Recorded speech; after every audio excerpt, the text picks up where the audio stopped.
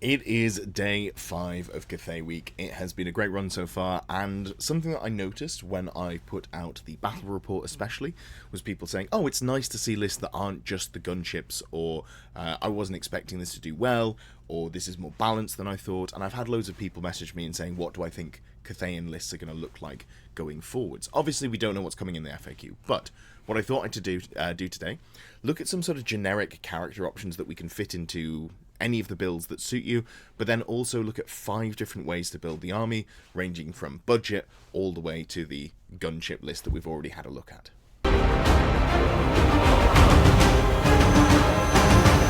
First of all, I want to have a look at the Shugengan Lord. I think this is just a really versatile unit.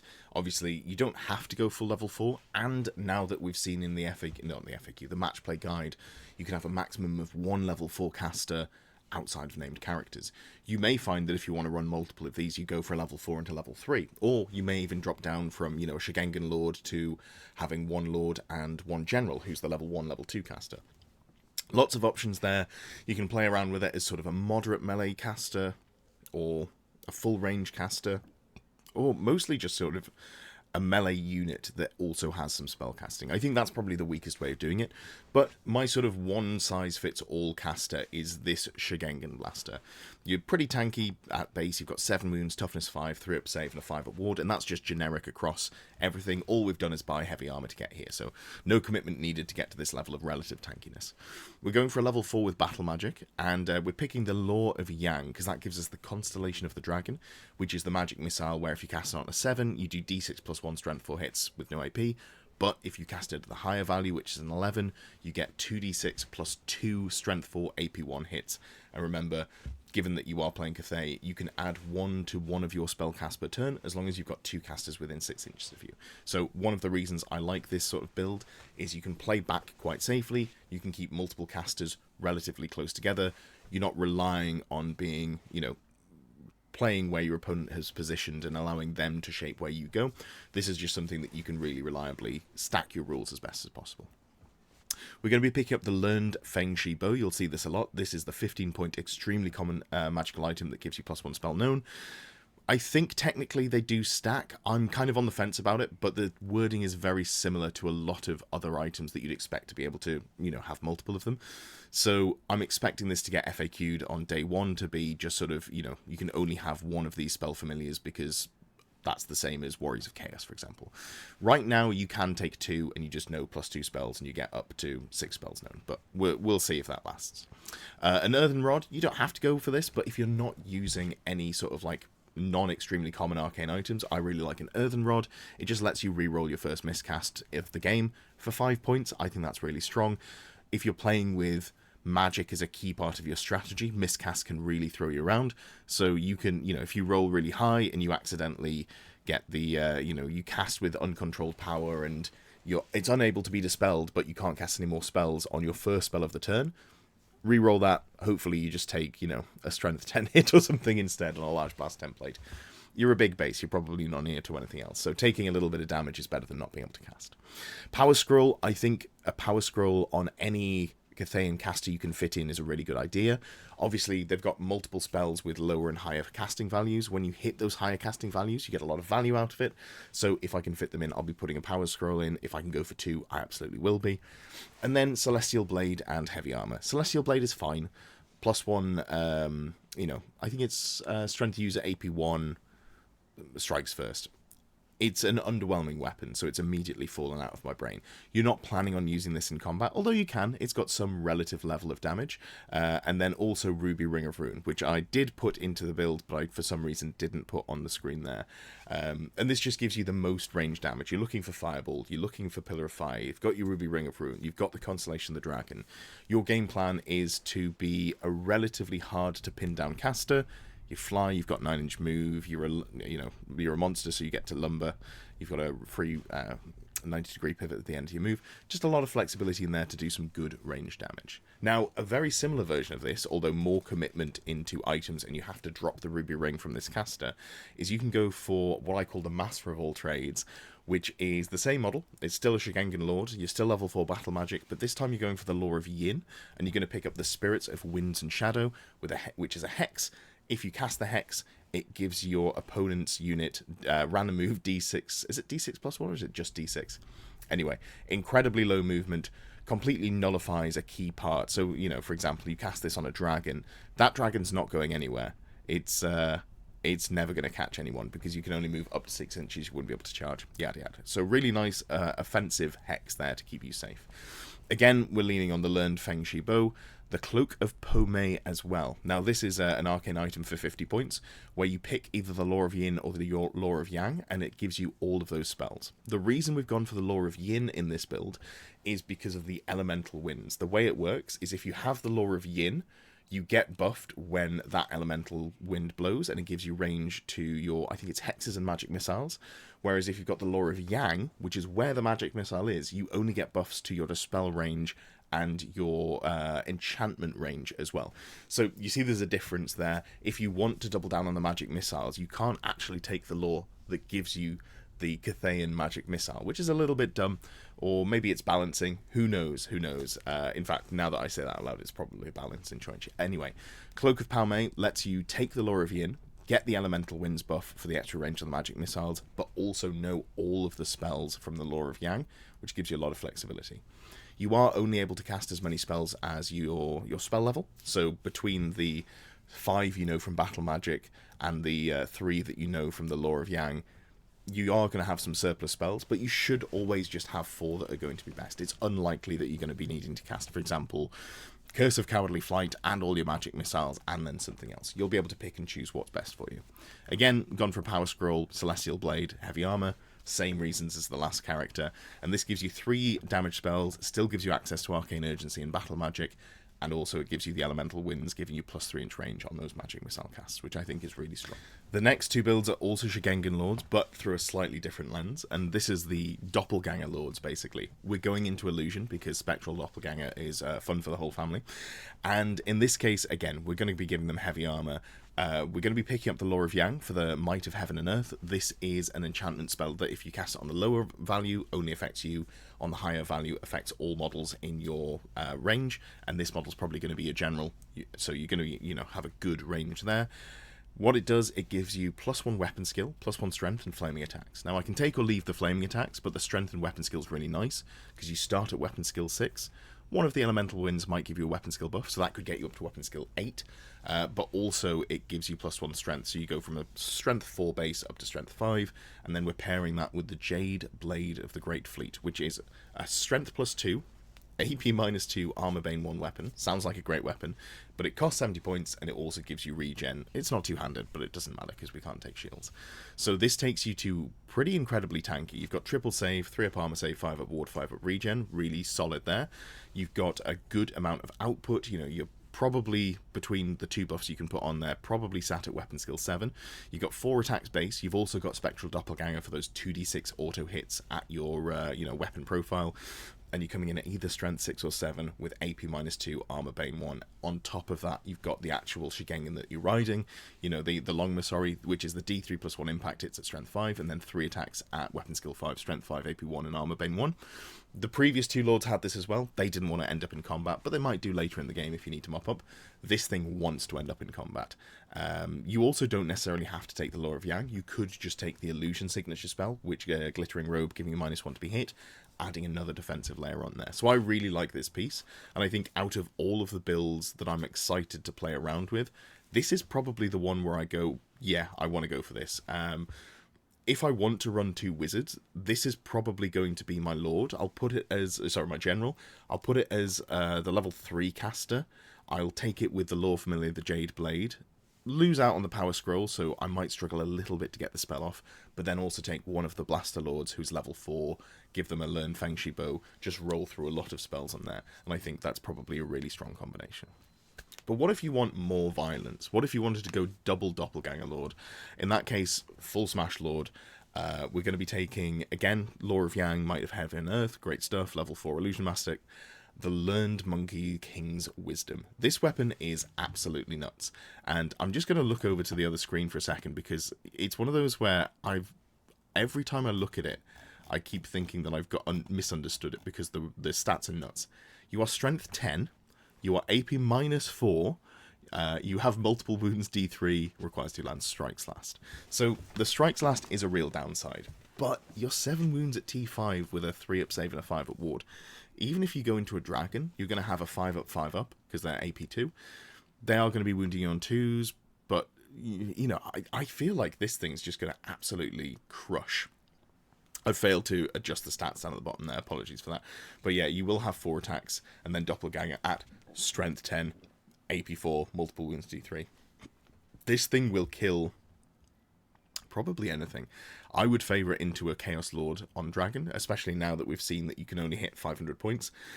This might be the number 1 output character in terms of something flying around. Now, I will say, to be fair, it is squishier, you know, only T5, doesn't have triple save, all that stuff. But I think now that we've seen characters capped at 500 points and units capped at 500 points, this has much more of a place, and it will be a real bully on the tabletop. Just people will try and get around you. So if you're playing against Bretonnians, you'll still have the same problem where they'll just be out of your charge arc and you'll be endlessly sad.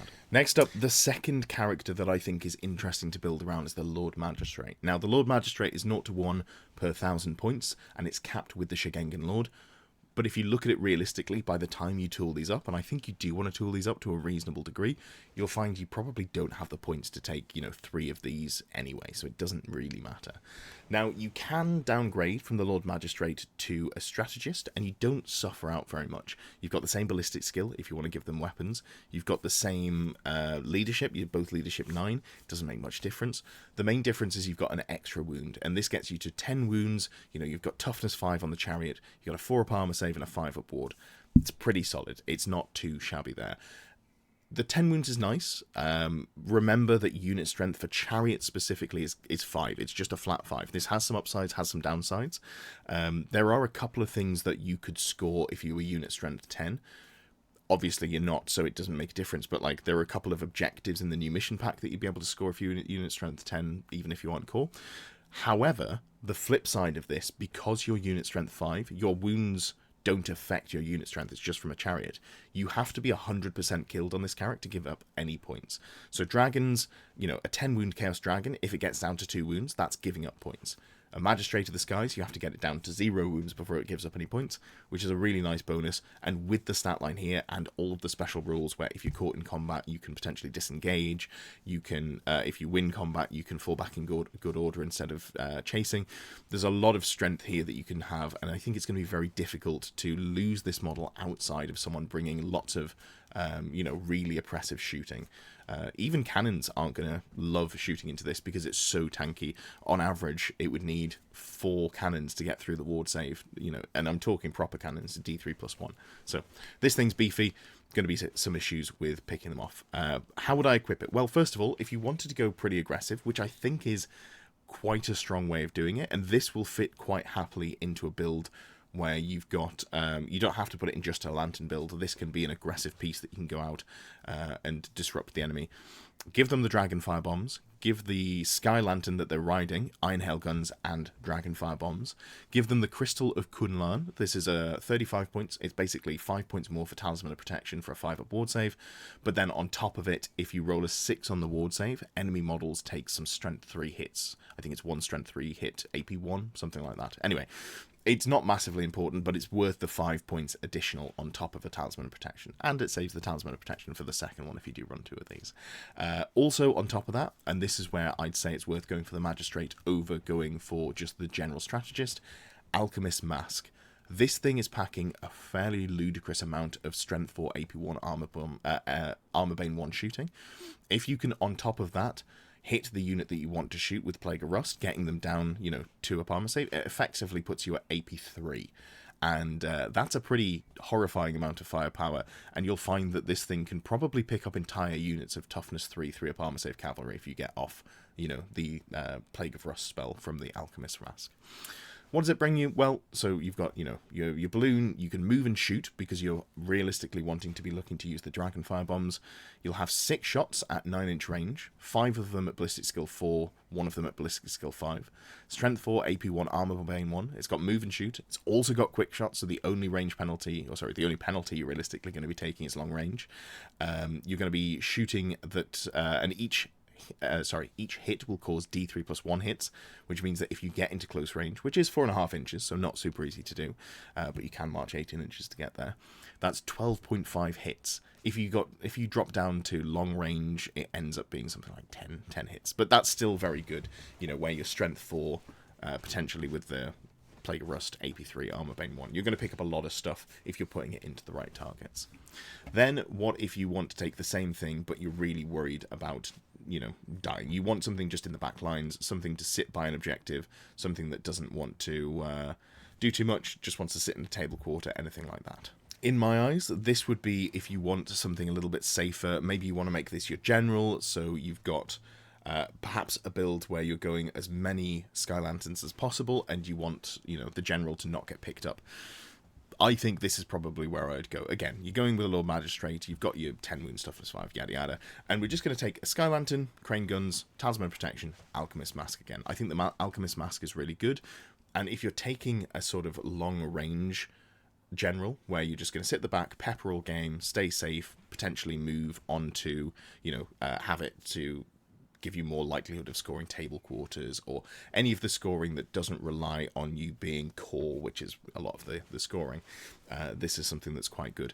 It's also a really good place to put Alchemist Mask. It's a 21-inch range hex. If you're at the back of the board and you're just moving into range of the thing you want to shoot, or positioning so that you're going to be in range, you're more likely to be out of range of enemy wizards, so you're more likely to get the Alchemist Mask off.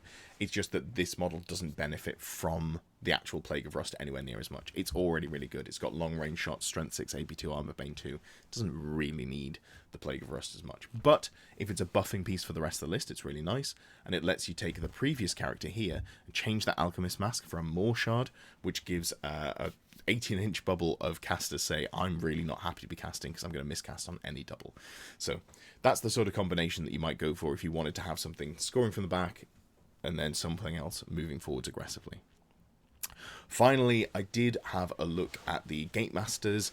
I'm pretty underwhelmed by them. People have been flipping out a little bit because they've got weapon skill 7 on the top level character. They've only got 2 or 3 attacks each. I'm not super bothered about them. I think they're fine, but out of everything in the book, they're very low down on the priority of what I think is going to cause issues. But, if you do want to go for a Terror Bomb causing combination, and to be entirely clear, you can just put all of these items on the Jade Lancers if you want to, because they've got such a high amount of points that you can put on them for the unit champion, and then also you can take a banner. But if you wanted to do other things with those, maybe you want to put a Ruby Ring of Ruin onto your Jade Lancers, and you just want to have a single character that has Terror utility, this is something that would work for you. You can take a Gate Master, Battle Standard Bearer, the Standard of Wei Xin, which causes you to have a 12-inch bubble of -1 leadership for Fear, Panic, and Terror tests. Put them on a Warhorse, give them a Cathayan Spear, and then give them the extremely common Spirit Lantern, which gives them causes terror and gives them rerolls of 1 to wound against undead and also demons. Anything that's unbreakable, anything that's army-wide unbreakable, basically. So this is a fine build. It's not something that I'm going to be putting into my list, but if you're looking for maybe just a little bit of utility, or you're worried that people are going to be annoyed that Cathay is so good, you can all bring loads of Spirit Lanterns. So sure, we could do that. Or we could just bring something that's a little bit more fun, a little bit less good. If you're finding that your play group wants you to tone down your list if you're having too much success. But anyway, there's other stuff you can do with the BSB. You've got pretty high leadership across the board, which is where Battle Standard Bearers become less effective, and BSBs aren't super great in this edition. But you can always just go for the classic, give it some sort of defensive item, give it a war banner, give it the BSB, stack it in a unit, go, here's an extra 2 combat res, that's going to do some good for me, however you want to use it. If we start off with trying to build a budget list around the core box, because obviously the only way you can get most of the units at the moment is by buying the standard box that the army comes with, I think you'll probably want to double up on it. That's probably going to be your most efficient option. If we're just talking pure Games Workshop prices, and obviously do look at third-party suppliers, support your local FLGS. I have affiliate links for Element Games. I'll put those in the description down below. All of that good stuff. I think you'll find that if you want to pad out the army on a budget, you can either go, let's get an extra £110 box to double up on everything that we get in there. There's a lot of stuff that's very cost efficient, and you can do a lot of stuff with it. And it's not, none of it's terrible. And with the change to the game in terms of we've got objective scoring, which relies on unit strength, and hopefully some change in the FAQ about infantry, this might be something that's more effective. I feel like if we're looking to fill out points with stuff like Cathay and Sentinels, this isn't awful, but they're coming in at £80 for 230 points. Whereas if you spend an additional, £30 there at retail price, you're getting 3 times the amount of points here. So if we're looking at budget, I think we're probably looking at going with something along the lines of 2 boxes and then maybe a Shugengan Lord. And I think we can probably spread that out into being a fairly well-balanced budget list. So let's have a look at that one. If we were to go for a second box, I'd probably say go 3 cannons, but it doesn't actually matter too much. They've got the points the same here, so let's just go 2 fire rain rocket batteries, 2 Cathay and Grand Cannons. If you're building the budget list, you're maybe not super worried about having the most cutthroat list. You're looking to play against your friends, maybe not going to tournaments, maybe playing at your local store, that sort of thing. So in that case, the symmetry of going for 2 and 2 I think is just quite nice, and people will generally feel less aggrieved than you going, I'm going to drop 6 cannonballs on your head turn 1. Then if we're going for the Jade Warriors, I think a big unit of 30 is probably quite interesting. Would I put a banner on them? Yeah, War Banner I think is a really good place to start. Hand Weapons and Shield, and then we're probably looking at Stubborn as well for the big brick. What do we do for the second unit? Not 100% sure yet. We'll work that one out. But then also we've got the Jade Lancers. You've got a couple of options here with the Jade Lancers. I think these are interesting, and if we're going for 2 boxes, you're going to get a big unit of them. I think it would be interesting to try building around with 1 big unit of them. So maybe we go 15, because they have got Horde, keep in mind. We're going to give them Stubborn and Drilled, full command as well, and then a combination that I do like, I did just talk about for the BSB. Standard Evasion to debuff enemy leadership if you're nearby in terms of terror tests, and then also Spirit Lantern on the unit champion. And this just gives you a big bully piece that you can run around the board, potentially terror off things, makes you, it gives you immunity to fear, given that you cause terror. I'd have to double check that about how a single model and then a large unit works. But anyway, causing terror is generally good. You've then got the big unit of Jade Warriors, and we've got a Shugengan Lord. What would I be doing with my Shugengan Lord in a build like this? I don't know that I necessarily want it to be getting into combat all that quickly. So maybe we just look around with making it the Blaster Caster version that I was talking about. We'll just leave it level 4, give it a Learned Feng Shui Bow. We'll give it the Ruby Ring of Rune. Actually, I don't know that we need to. Let's go with the Alchemist Mask. Having Plague of Rust for an army that has a lot of AP1 is generally quite good. And then we will follow up with Earthing Rod and a Power Scroll, and that'll just give us a beefy Lord here who's going to be casting spells pretty happily. And again, we're going to Law of Yang, Battle Magic, all that good stuff. Make that the general as well here. Then we can go with a second unit of Jade Lancers, and this is where I think I'd like to have something running around with a Ruby Ring of Ruin. So we'll go single unit, we'll give them Drilled. We don't need to give them Stubborn, because all they're doing is sort of running around in marching column and casting spells. And that still leaves us with plenty of warriors. Unit strength 10 for holding objectives is quite nice, so that is one of the reasons having 5 cavalry is good. So let's just go with a detachment of 10 Jade Warriors as well, see if we can fit those in with shields. It does put us slightly over on points. I think we don't need to give them Drilled or anything here. Potentially just drop a couple of points from here then. How would we make this work? If this unit's drilled, we can probably drop the Musician on the big unit of Jade Lancers. It's nice to have, but I'm not upset to lose it. And then we could lose, let's say, it's a slightly awkward number here. Something like this. We drop a model and a musician, jobs are good, and that leaves us with a big horde unit to run around and try and do some terror shenanigans, a Ruby Ring of Ruin here, a big unit for scoring, and a small unit for scoring alongside all of the artillery. Is this the most effective build? No, but I think it's fine. I think if you're looking to get into Cathay as cheaply as possible, this is a $260 retail price, 2 of the boxes at £100, and then the Shugengan Lord, who I believe comes in at £40. So I think this is probably the cheapest way you can get in at a 2,000 point army. And if you wanted to, you could also convert up some, BSBs, Gate Masters, Gatekeepers, using spare models from the Jade Lancers, Jade Warriors, however you wanted to play around with that. I haven't gone with that, but this is a sort of from-the-box, super easy way to get started as a budget. With the budget box out of the way, let's have a look at maybe what we'd be looking to do if you wanted to build lists without worrying too much about the cost, whether you're using it to play online, or you're perhaps using conversions or 3D printed proxies or something like that, or you're just happy to buy the boxes. Let's consider what we might want to do. And I think if we're going for a balanced approach, you probably want to go with a Shugengan Lord and a Lord Magistrate in terms of characters.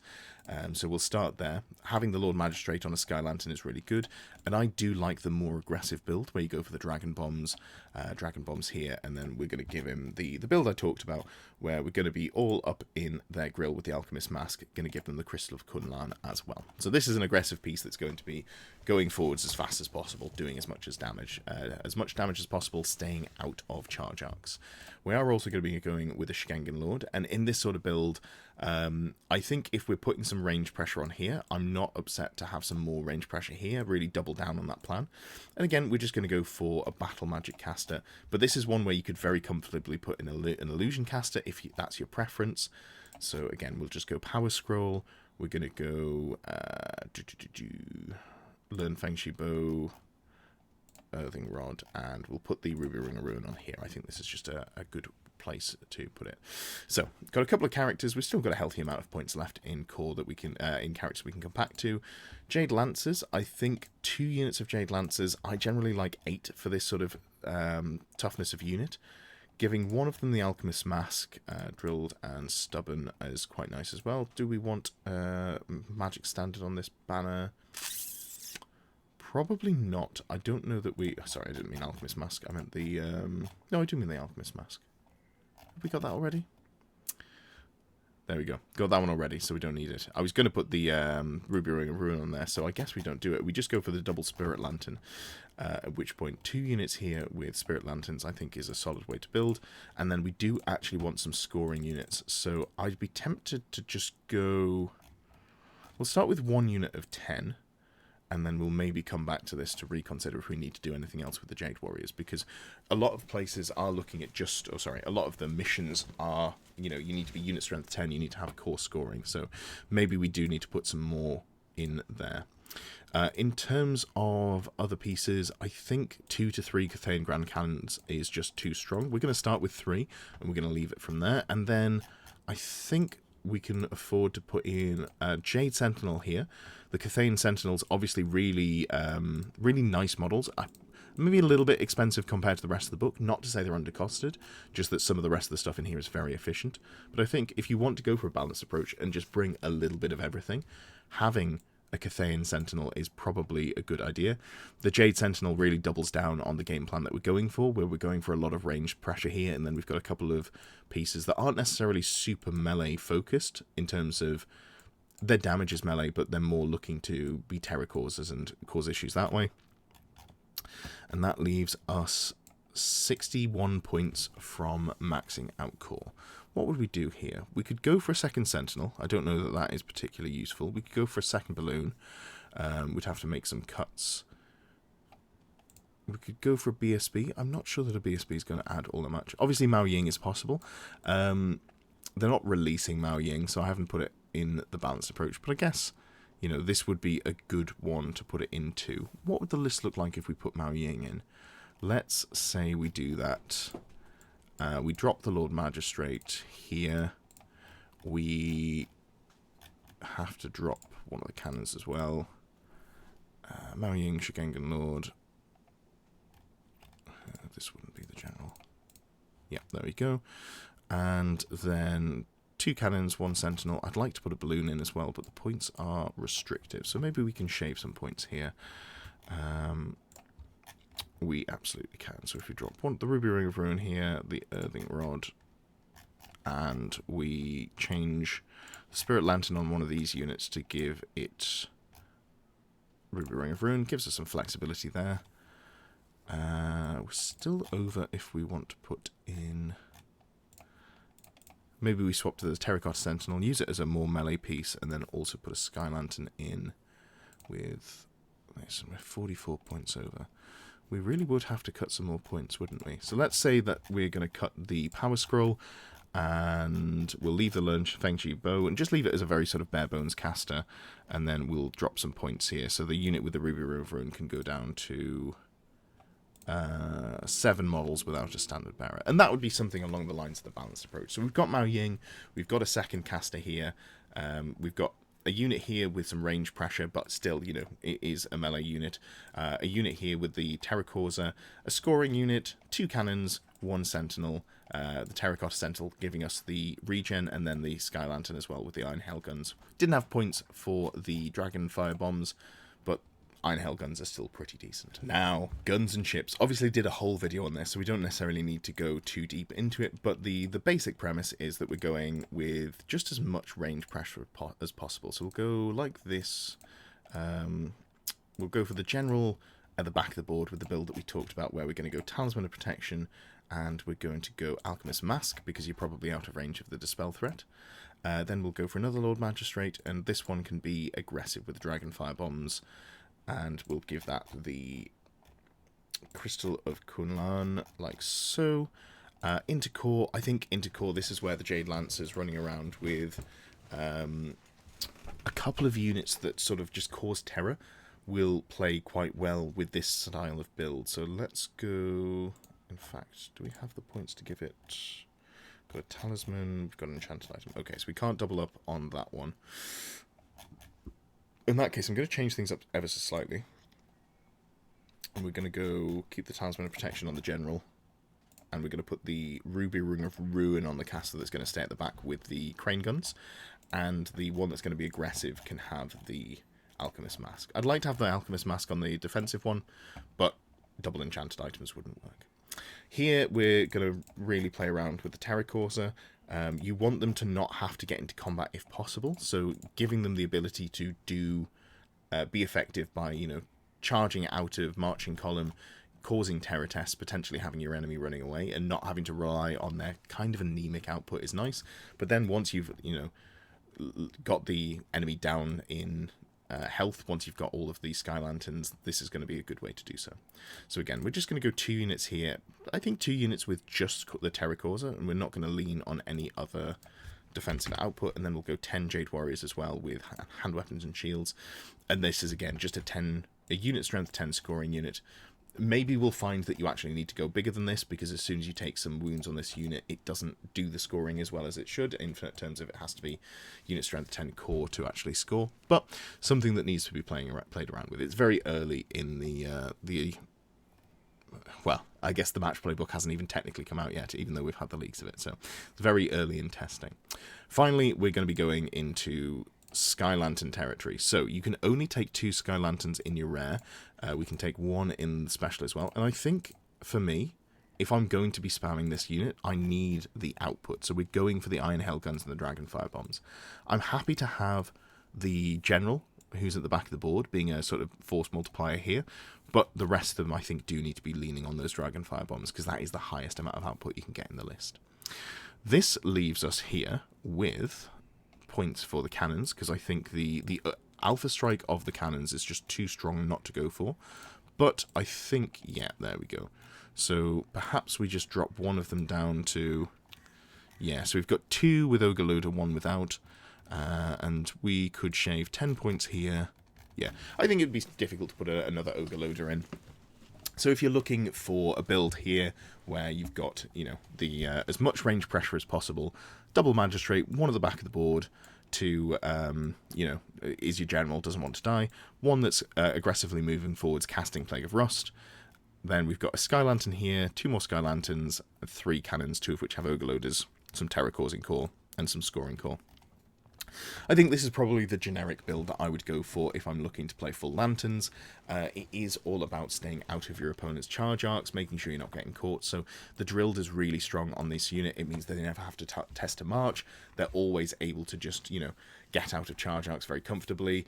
The weakness to this list is that it doesn't have a dispel threat. The problem is, if you want to go for a level 4 caster for dispel, you have to pay 280 points before you do anything else, and that cuts very heavily into the rest of the list. So I think if you are playing around with the Sky Lantern build, you maybe end up not running any dispel threats as it stands. We'll see what the FAQ does to the meta, see how things shape up, but in terms of if I was playing around with it, online maybe before I buy any models, this would be what I'd be testing with the game at current, or maybe I'd be looking to put some more scoring points, scoring units into core, but I think it'll be difficult to do without just giving up points for your opponent to charge, where the rest of the army can stay pretty far away.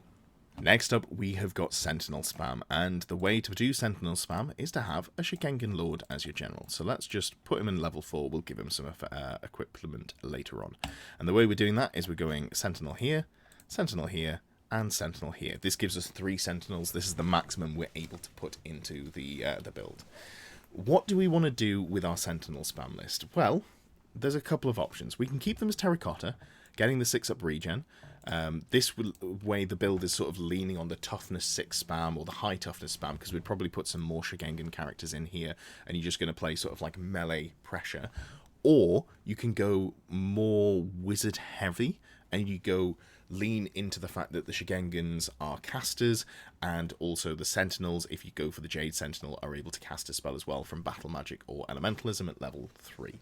I think the next build that I want to look at, which is just sort of wizard spam, that we can do some Jade casters in there. So let's just go triple terracotta. I actually think the terracotta Sentinels are pretty decent. I struggle to want to pay points to upgrade these things, because giving them that 6-up regen just gives you a little bit more output to get you close. You could argue that Jade Sentinel is good and you just pick up Arcane Urgency or Travel Mystical Pathways if you want to get into melee, but I like the concept of just having more defensive stats and then just full pushing my army forwards.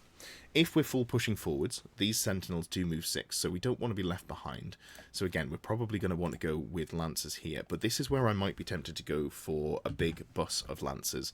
Something like 15 here, and then if we give this unit here, we'll give them... I just think the Spirit Lantern is such a good item, but we'll combo it with the Standard of Wei Jin. This is obviously great. It's going to be giving us the debuff to the terror that the Spirit Lantern's causing us. And again, Drilled Stubborn I think is just really good. What else are we bringing here? Well, I think we probably want, again, just a unit of 10 Jade Warriors to score. I'm feeling like this is going to be a fairly default unit that I put into my list, at least until I test it out. Maybe I find that it needs to go up to sort of 15, 16, so it can weather a little bit of ranged output. But this feels fine for now, I think. What does the rest of the list look like? Well, we have got enough points here for, I think, 2 more Shugengan Lords, or 2 more Shugengan, 1 Lord, 1 General. So maybe we just go full commitment to the melee plan. Let's see what we can do. So let's go for the Illusion build. We're going to go with the General, who we are going to give the Jade Blade of the Great Fleet, giving us, effectively a great weapon that also gives us a 5-up regen, so nice and tanky. We've got a heavy armor here, and we've gone for Lore Familiar. This just means that we're 100% getting the 100% getting the Spectral Doppelganger spell we want, but also we can just pick the Illusion spell. Glittering Robes here is the signature spell. Obviously can't pick any of the Lore of Yin and Yang, but that doesn't matter because this is what we're getting.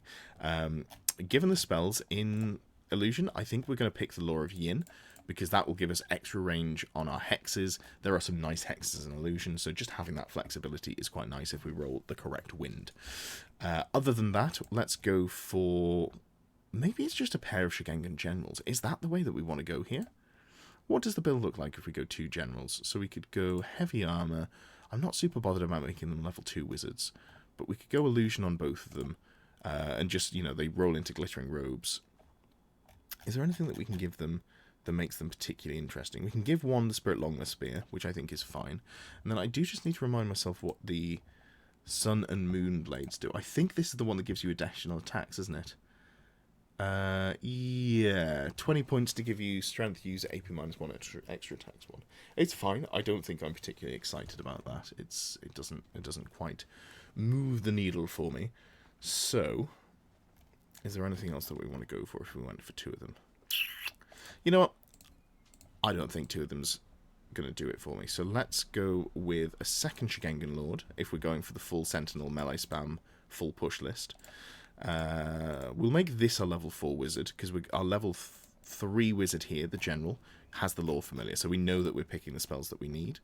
And then we'll go for illusion on this character, and we'll go with the real smash build with the monkey paws wisdom and a learned feng shibo, and that gives us a lot of pressure. And then we've just got just under 80 points left, which, given the change in how scoring works, maybe we just go for a second unit of Jade Warriors like this, and then we'd have to drop 6 points here, and that takes us to 2,000 points. A pair of Killy Shugengan Lords that are relatively tanky, triple Sentinel with the double save there coming in with the 6-up regen, a big bus of Jade Lancers to keep the pressure on, not something that dies easily, does cause terror, so it gives you some flexibility there, and then a couple of unit of scoring Jade Warriors. I think I like that as a sort of baseline for a Sentinel spam list.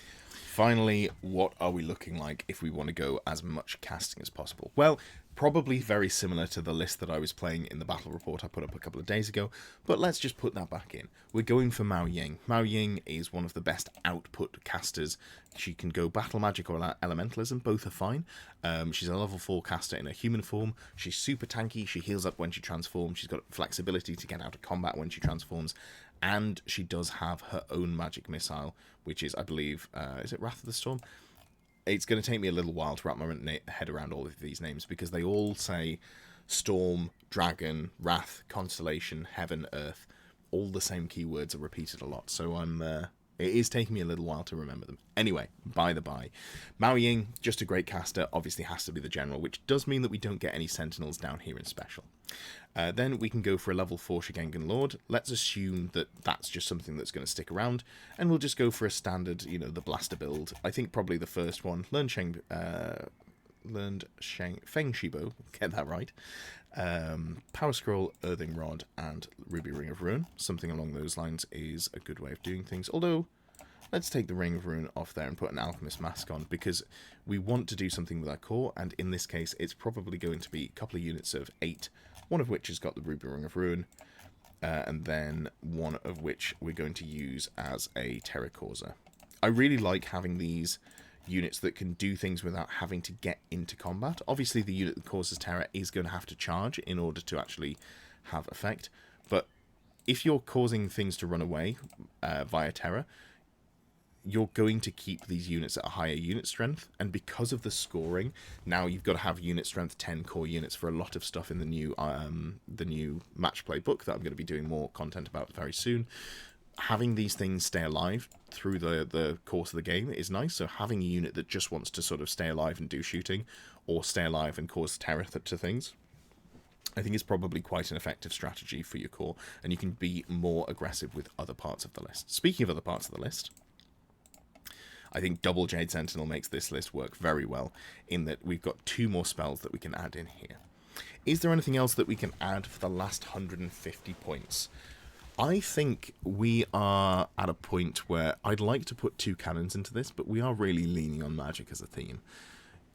The cannons would help, but I'm not sure how we squeeze those in without making some aggressive cuts elsewhere. So we could go for 1, but I feel like 1 cannon is never going to do very much. I'd like to see 2 minimum. Just to very quickly sort of point out what we'd need to cut. We'd need to get 200 points out of here. That's cutting a Sentinel, and I think I'd rather have the Sentinels for this style of list, where we're really going for that sort of magic phase domination. Despite the cannons just being very good, this is a different way to build around. So I think for this, let's upgrade this caster somewhat, and we can go, we'll take off the, no, I think I like the Alchemist Mask more. I think we're pretty much at parity for this character. We'll give them a second Power Scroll. Obviously, being able to cast at high values is very good for Cathay, but I think the rest of the points we probably just put into Jade Warriors. So maybe we up this to 12 with a unit champion, and we duplicate that, although the unit champions are causing us issues here. Let's make sure that we've gone for shields, like so. Yeah, something along the lines here I think would work well. We've got two very apt casters. We've got a Ruby Ring of Ruin. We've got a Terra Corsa. We've got a couple of units that will hold objectives. And then we've got two casters here for whatever your heart desires, whether it is additional Pillars of Fire, Fireballs, you know, whatever you need. Maybe you actually look at your opponent's list and go, you know what I need in this? They're playing undead. I'm not going to kill them at range. Let's get some ward saves and cast, you know, Oaken Shield on ourselves. Maybe that's the way to go. And then get into combat with all your stomps and your sweep attacks. That might be a fitting plan. But yeah, hopefully this has been helpful for you in terms of thinking about list archetypes. This is something that obviously people have been asking about, and I'm very aware as we come into the later in the week, we're going to have a lot of people for Fix My List who are maybe struggling with where to start in terms of putting a Cathay list together. So hopefully these 5 generic archetypes, not the most cutthroat, not the most sort of like absolutely tuned. These are starting points. Hopefully this helps. Thank you for watching. Thank you for getting to the end of the video. If you've reached this point and you haven't already, I would really appreciate a like, a comment, a subscription if you haven't done those things. It just helps me get seen by more people, boost me up in the algorithm, all of the stuff that the YouTubers do like to say. If you would like to support me in my goal to become a full-time YouTuber, I would absolutely appreciate that. You can become a member below. There are various perks to those, name at the end of the videos, all that good stuff, but it also unlocks some VIP areas in Discord if you become a Longbeard or Ground Knight tier supporter. Those VIP sections are the only parts that are locked away in Discord. You don't have to be a member to join the Discord. I'd recommend that you should. We've got about 450, 500 people on there. It's a great place for discussion, a lot of fun. I do try and chime in as much as possible. And it's also where the Fix My List show lists are put, and also if you are one of the Ground Knight or Longbeard tier supporters, where you participate in choosing which list I play in the monthly Pick My List series.